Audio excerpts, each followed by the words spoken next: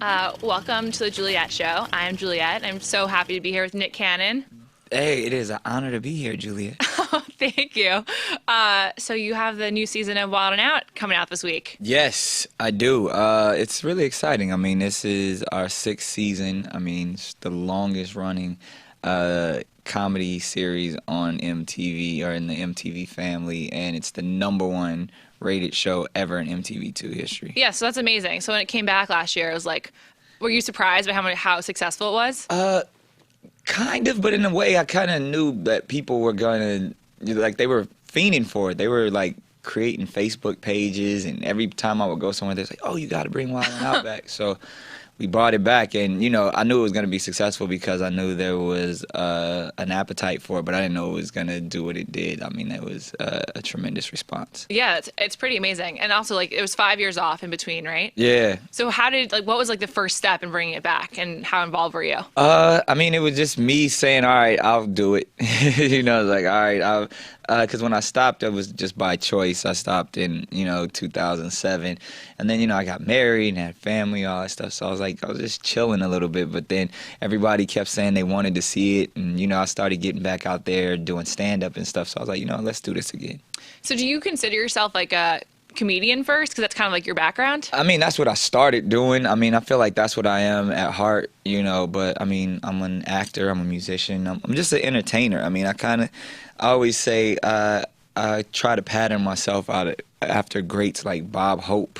Like no one really asked Bob Hope what he was, but I mean, like, Bob Hope was a great comedian, a great host, a great philanthropist, a great actor, or even the same thing like, Sammy Davis Jr. Yeah. Same thing. It's like you didn't really say, what is he? And even the people that you do know as just being funny people, but have transcended it across many mediums, like Bill Cosby. You know what I mean? Totally. He has been everything, Yeah. and that's kind of what I try to model myself after. How much do you use the show to like work on your own bits that you'll use on a tour in the future? Yeah, you know what? It's weird because a lot of my stand-up is interactive, and I'm the guy that I'll just create jokes on the spot with people in the crowd and stuff. So it's all improv. So Right. it's always exercising that muscle.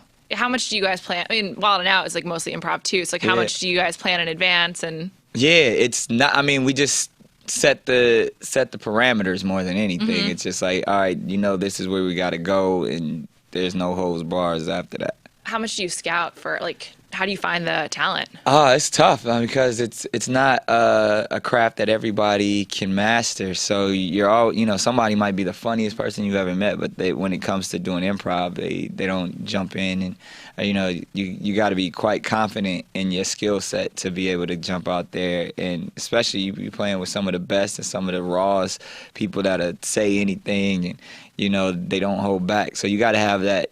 When we're looking for like a bunch of different stuff. We're Sure. looking for somebody who can break through. We're looking for somebody who's fearless. We're looking for somebody who's quick. So it takes a while to find people because everyone thinks they could do it. Right. Every comedian, rapper, everybody's like, oh yeah, I could do that. But there's only a certain few that can really break through. The guests, I mean, must be almost harder to find than like your repertoire. Like, how do you know like Rick Ross is going to be good at improv? We actually we don't care. We just want people to come on, because the fact that if you step on that stage, that shows that you're fearless, that you and that you don't take yourself that seriously. That you're willing to joke around because it's a roast type of environment. Yeah. So it's kind of cool to see the people who will say, yeah, I'll do it, because the majority of the industry is scared. So, they're intimidated, which I understand. I would be intimidated if I wasn't if I wasn't versed in it myself. So I get it. So, but I commend everybody who comes on the show. Who's been the most surprising improv guy or girl from really any season? Yeah, any season.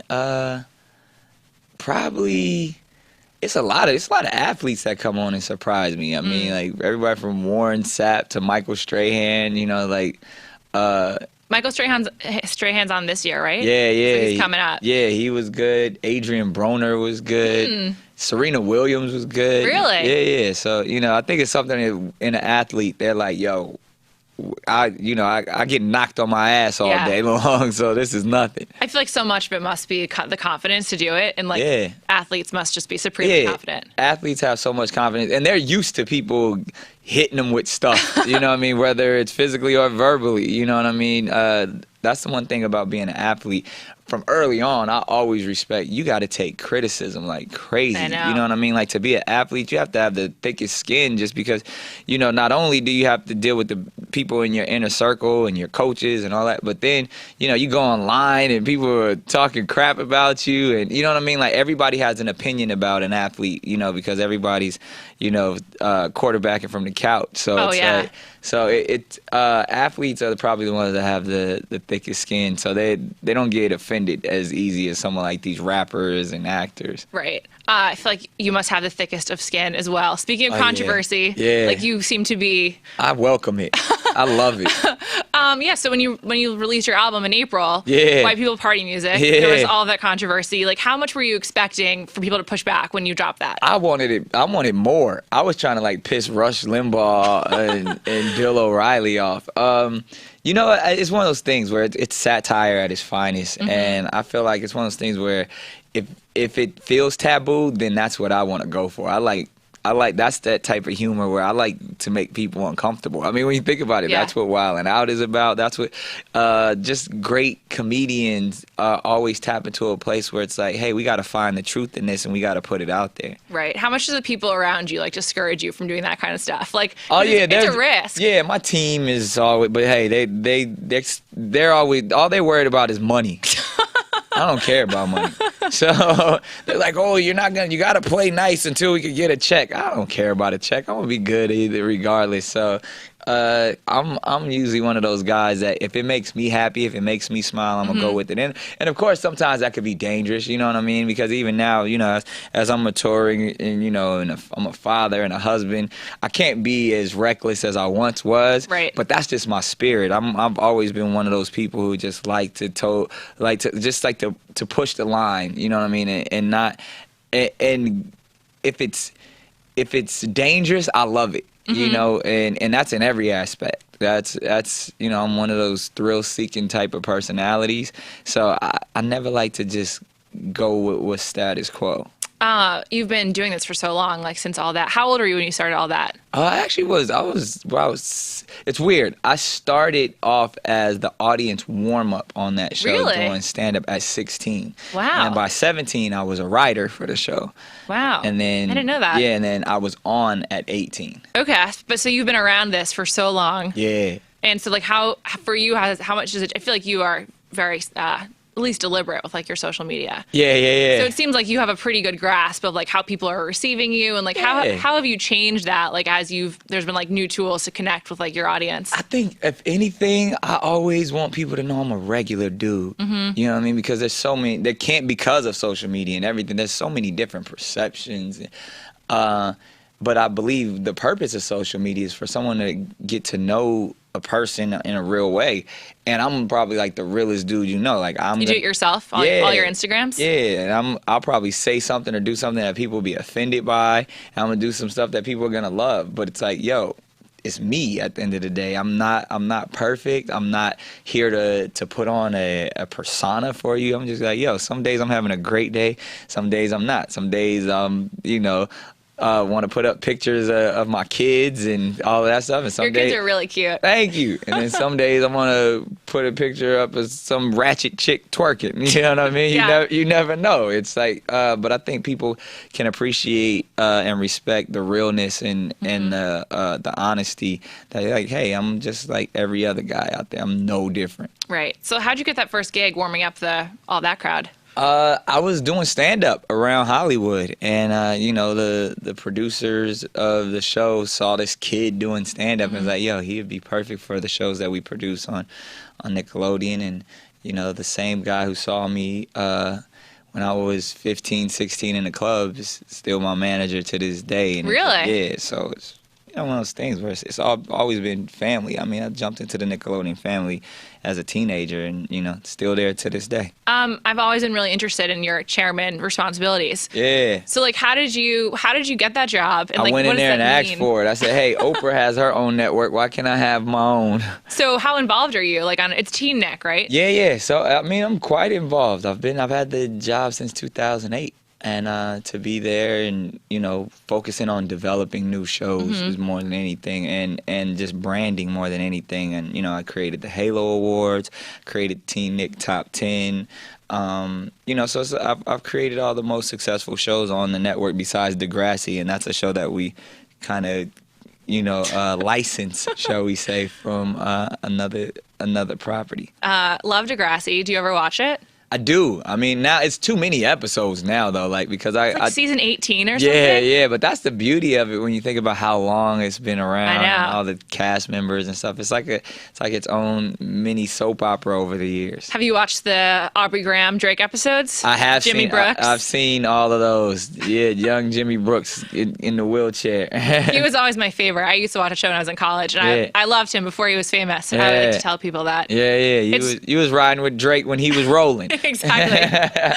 It's really hard to think of a topic they haven't covered, like some kind of like youth crisis topic on Degrassi. They cover them all. I mean, and they cover it in a very responsible way. So that's why we love Degrassi so much. Oh yeah, it's like it's an unbelievable phenomenon. Also because we're around so long, right? I feel like you get people like me who like might not be watching Teen Nick programming, like are aware of it. Right. Anyway. Totally. Do you ever talk to all that people, the crew of people you worked with while you were of course. The other kids, or yeah, they're not kids anymore. Keenan is a family member. I consider him somebody like that's a big brother to me. That's somebody who looked out when I was young, and even to this day is somebody who I consider like, yo, that's my family. Yeah. Like, I call him the same amount that I call my grandparents. You know what I mean? It's like, and.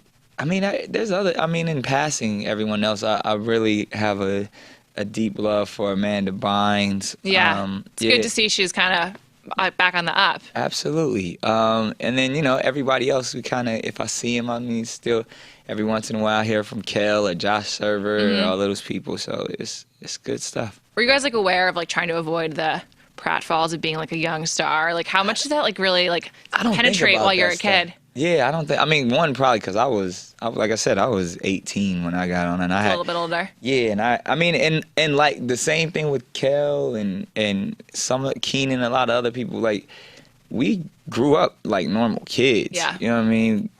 Kel grew up in the hood in Chicago. I grew up in the hood in Southern California. Like, it's the same thing. I grew up in a tough neighborhood in Southeast San Diego, and it's like, I've had friend, like I lost friends right in front of me. You know what I mean? So that's hard life. Right. That's the actual. You know what life. I mean? Like being, I got money and I, hopefully I don't OD on some drug at a party. That's not hard. Like that's very easy to avoid. When I remember having to walk outside and to walk to school, having to, hope that there's not a drive-by today. That's crazy. You know what I mean? Like, that's tough stuff. Right. So when I got into this game, I was like, oh, I could do this with my eyes closed. This is easy. And it's one of those things where I that's kind of how I perceive life altogether. Like, nothing that people throw at me or that comes with this industry ever concerns me because I know what I came from. Mm-hmm. And I still have friends and family members that are living that life that remind me constantly, like, it could have been that. Right. Like, so how did you get yourself up to doing the stand-up stuff in Hollywood then? You know what? I have to give the credit to my dad, ultimately. I mean, because it's funny, going back to the Boys in the Hood story of it all, I was a kid that wanted to be a gang member, and my dad was a gang member. My grandfather, his dad was a gang member. But my dad changed his life and became a minister. Oh, wow. And moved to North Carolina and moved out of Southern California, went to college to become a minister. So when I was around 12, I was living with my mom, who was a single mom, who said, you know what, you need to become a man, and shipped the bad little kid to North Carolina. And my dad was super strict and did such an amazing job of helping me become a man, but he wouldn't allow me to do the things, obviously, that would get me in trouble. So it's funny, I wasn't allowed to listen to rap music or watch TV and stuff, but this is all I wanted to do. So he said, you know what, I'm going to take all of that energy and channel it in the right direction. And he put me in like public access, allowed me to open up for him. That's awesome. When he would go to different churches and speaking engagements, and I would like tell jokes and rap and do all this stuff, but it was all original stuff. And then he put me in all of these training courses and like public access, so I learned how to work cameras and do audio mixing and all of this stuff at like 12 years old. And that challenge, it was so amazing, and it was something I was so interested in that just sparked a fire in me. So by the time I moved back with my mom in California, I was already ready to go. So like 15 years old, I was creating my own stuff, and this was before YouTube and all that stuff. I was like, making videos with the VHS camera and recording CDs in local studios or even a garage and selling them out the trunk of my mom's car. And so it was one of those things where I had drive from the beginning, and then I would drive from San Diego to Hollywood right after school and stand in line at the Comedy Store and the Improv just to get on stage. And from there, the rest is history. So you started as an opening act, how you got all of that thing. Absolutely, yeah. I mean, that was even a thing when I would do the audience warm up. I would be thinking like, yo, I could do what those guys are doing on there, and and I didn't even necessarily want to be in front of the camera. I wanted to be able to write the material to help them out, and it worked. So if you weren't like watching TV or listening to rap music, how did you learn? Like, what were your early influences? Such a cliche question, but I'm curious. I mean, Richard Pryor, Eddie Murphy. I mean, and actually, Eddie Murphy probably opened the door for me, and then I went back and did all my research to see who, Richard was, and Red Fox, and Dick Gregory, and then seeing all and then even hearing like those are the people that my dad grew up listening to. So my dad would even be doing like Richard Pryor material that I thought was his own material. And I was like, hey, you stole all of that from I thought my dad was Mudbone doing all of that stuff, but he was still in the material. But it was always humor in my family. But Eddie Murphy was the first one where I was like, yo, I want to do that. Like what he's doing, I would love to do that. And then, musically, obviously, Michael Jackson was, in the 80s. Any kid in the 80s, Michael Jackson was the person who kind of sparked that flame of entertainment, because he's the greatest entertainer to do it. That's awesome. And so then from all that, Drumline was like a huge hit. Yeah, that was my first starring feature film. It was Drumline, and that was a beautiful thing too, to be able to be a part of something that was so culturally relevant and even to this day. I mean, we just finished Drumline 2. I have tons of questions about that too. Yeah, Drumline 2. It's gonna be on VH1, and the ultimate goal is for it to turn into a series. Oh, really? Yeah. So we got the sequel that is setting up the storyline for the series. Is that the thing that people ask you the most about? Like, I would have to guess it is. I mean, it's like 5 frequent questions that I get, and did I play the drums in Drumline? Did you? I did. I had to train. You can ask all those people. It was but they made me look really good. I wasn't as good as the character, but I definitely learned everything I had to learn. What are the other 4 questions people ask you? Where's Mariah? Where is she? She's at home with the kids. How are the kids?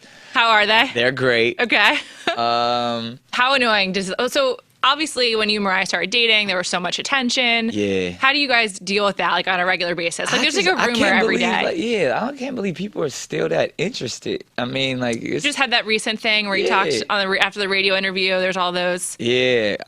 But that's not. I do that every interview. I'm gonna probably say something in this interview that people could be like, "Oh my God, I can't believe he said that." Like, that's what I'm one of those people. Like, I have my own radio show. I have my own podcast. If you listen to the stuff I say on there, right? I think it's just, people pick up on stuff, but I'm hoping like at some point people are gonna be like, okay, he will say anything. Like, Right. let's not pay attention to what he says because he doesn't really care. Do you ever think about going in the other direction though, where you're like, well, we're just not going to talk about it anymore, like it's off the table? I try to, but that seems like it takes so much more energy to be like, oh, I'm not going to talk about that right now. And like, that's not me. I'm not that dude. You ask me a question, we'll talk about it. I'm going to show you that it's probably not as interesting as you might think it is, but it's like, hey, if that's what you really want to know, then we'll talk about it. Were you guys like prepared for how much attention it would get, like for the entirety of your relationship, do you think? I mean, both having had so much attention before you met each other. Yeah, I never really thought about it. That's not what I went into it for. You know, I went into it because this was my dream girl and someone I love passionately, so I could care less. It actually makes you like, hey, I could care less what the rest of the world thinks. This is where I am right now, and I'm kind of a hopeless romantic in that way, and kind of just go in and love hard, you know, until you can't anymore, and that's very sweet. Yeah, that's kind of how you have to go all the way. What's your favorite Mariah Carey song? I mean, I'm sure you've been asked that before. Yeah, probably Someday. That was a song where I was like, yo, that's when I first fell in love with her. It was like her second single off her first album. So for really a long time, way back. Yeah, that was my joint. Do you guys ever like worry about having your kids be out in the public? Like, I mean, they're so adorable. Thank you. Nah, I'm not really concerned with it that much. I mean, I think if social media today, everybody's kids are out in the public. Whose kids aren't? Everybody has a picture of their kids on Facebook. You're doing a project with your kids, aren't you? In the well, this is interesting. This is a very because I'm not a fan of putting my kids into entertainment, but I do understand. Like, I have adorable children with great personalities, and they just your daughter's glasses. Yeah, bring her cuteness over the top, I think. Yeah, and I think so. What I did, I partnered with the great people at Scholastic.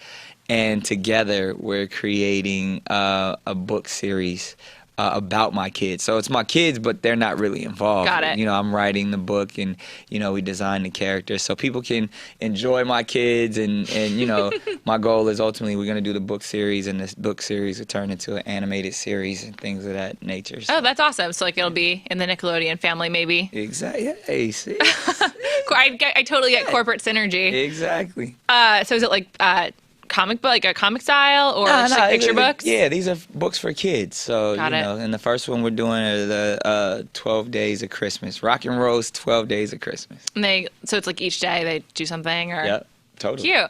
And then so this also seems like you're getting more into writing. Did you write School Dance that's coming out? I did write School Dance. So your first feature that you've written? Oh, that's interesting. Is that the first? First it's been produced, maybe? Nah, I mean, because I did a film called The Underclassmen. Oh, yeah, of course. I wrote that. But I guess this is like my first time where, especially because I'm not starring in it. So it's like I'm first directorial debut as a feature. And then, of course, this is my like I like to say writing, producing, and directing debut, because I do it all, you know.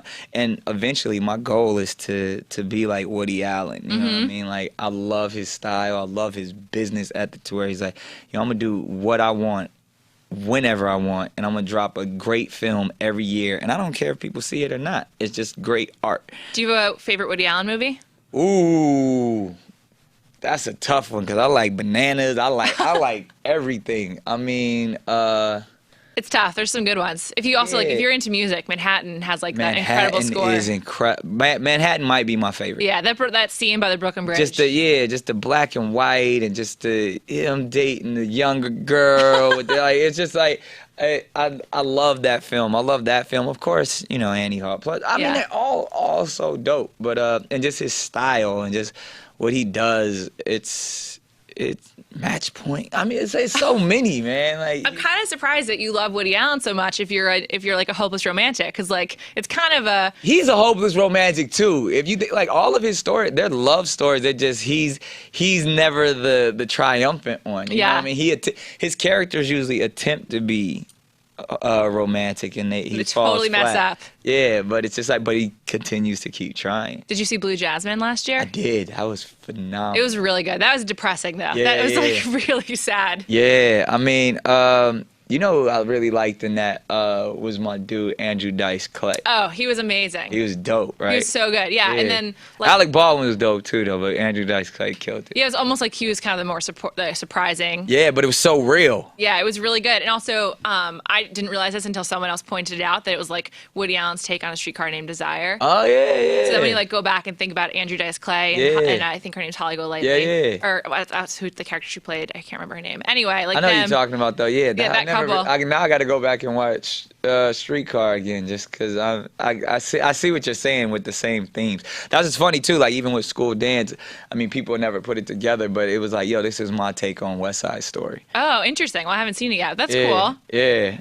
Was that like a conscious thing for you when you were starting it? Yeah. I at even one time I was thinking of calling it like, I was like.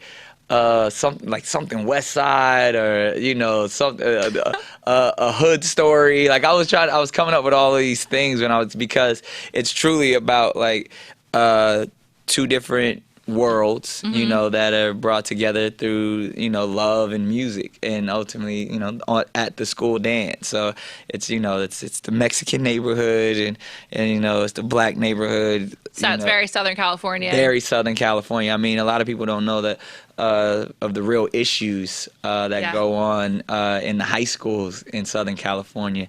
And I dealt with it growing up out here, and then seeing. But I wanted to like, yo, it's something that we can make light of and kind of bring everybody together, and hopefully people embrace it that way. Is there singing or dancing in it? It's a lot of singing and dancing in this. It's so it comes off really well. I think you should go full on musical at some point.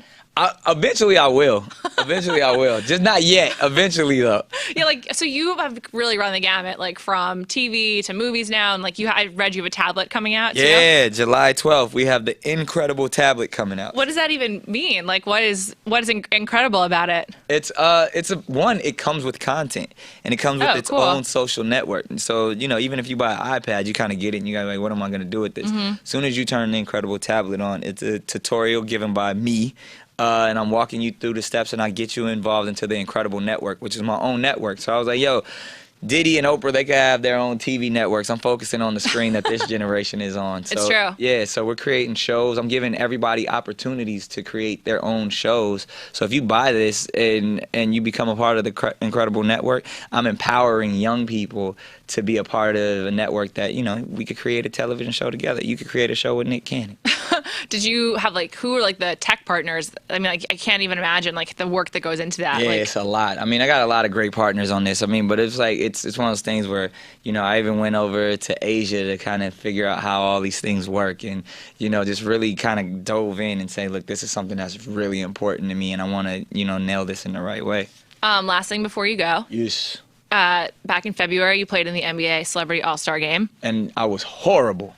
Were you? I had heard a rumor that you were filming Wild 'N Out the day before, so you were really tired. Yeah. Well, I mean, that's the truth. But you know what? What I did, my whole goal was just to kind of just make sure Kevin Hart didn't become MVP and that he did horribly. Did he? But didn't he get it? He did horribly, and he still got MVP. So I was like, I give up. It's I think it's legacy for him. Yeah.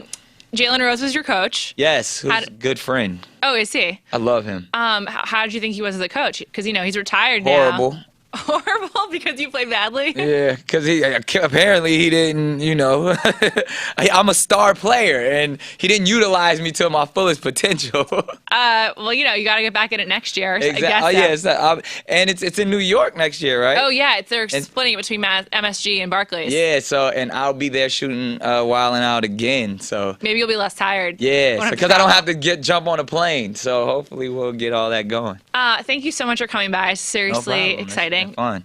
Good luck with this season of Wild 'N Out. And I cannot imagine what you're going to be doing next. Since Tablet would not have guessed that was coming. Yeah, exactly. The sky's the limit. We're going to keep pushing. Cool. Thank you. No doubt. Thank you.